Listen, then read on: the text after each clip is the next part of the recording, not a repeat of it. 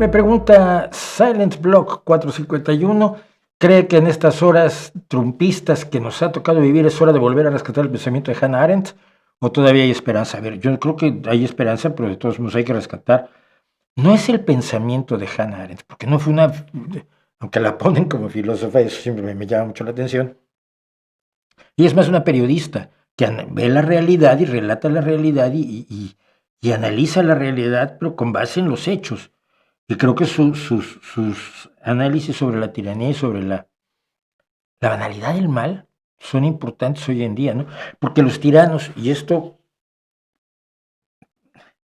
no llegan tirándole la puerta a la gente y matándola. Esto empieza suavecito y no te dabas cuenta. La gente no se daba cuenta de que iba a pasarles a ellos, cuando les empezó a pasar a otros, la clásica, el clásico sermón de primero vinieron por los comunistas y como yo no era comunista no dije nada.